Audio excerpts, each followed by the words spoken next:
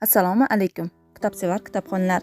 Ohangaron shahar axborot kutubxona markazi sizlarga yozuvchi Odil Yoqubovning Ko'hna dunyo nomli kitobini o'qishni tavsiya etamiz.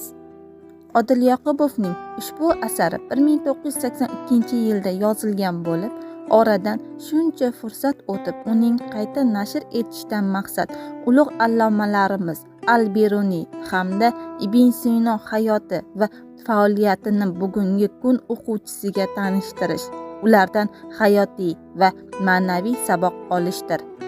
Adib asarda ikki buyuk olimning bolaligi, ular yashagan ijtimoiy muhit, yoshlik yillari, ilk sevgisidan tortib daho ijodkorga aylanguncha bo'lgan davri jonli va rangli bo'yoqlarda tasvirlaydi.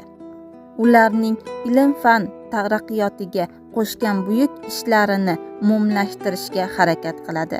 Har ikki ulug' ajdodimizning hayoti va fojiali taqdiri bugungi kun o'quvchisini befarq qoldirmaydi degan umiddamiz. Aziz kitobxonlar, ushbu kitobga qiziqsangiz, o'qishni xohlasangiz, Ohangaron shahar axborot kutubxona markaziga tashrif buyuring.